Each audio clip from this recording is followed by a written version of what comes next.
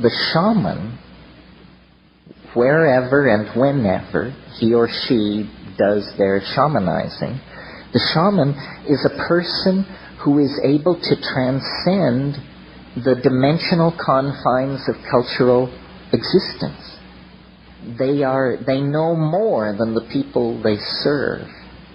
The people they serve are like children within the game of culture.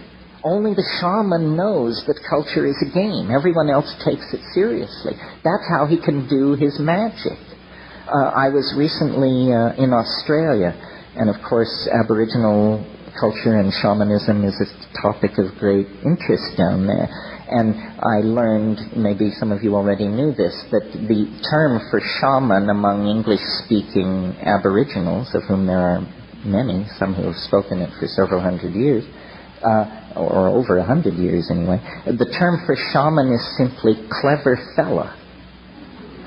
And if someone says, I am a clever fella, they are making a professional claim of great weight. But I love that, because it says it all. You know, a clever fella.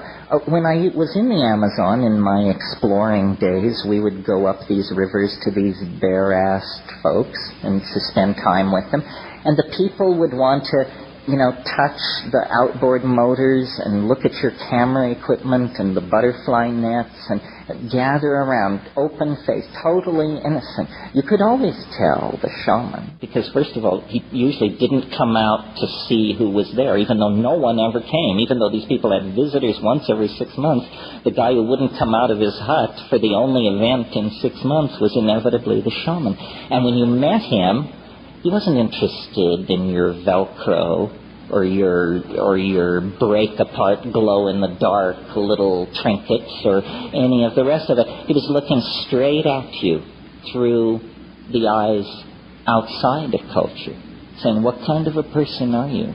Are you a fool or are you a clever fella? What is your measure? How much of the situation do you understand? How many levels are you simultaneously aware of at this moment? And, looking into the eyes of that sort of person, you either grow or turn away. You have not much choice. So what's happening with the shaman, I think, is he's a hands-on mathematician, a hands-on non-Euclidean geometer.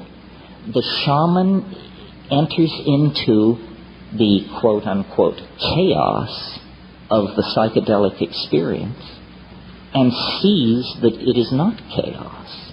It is hyperspace.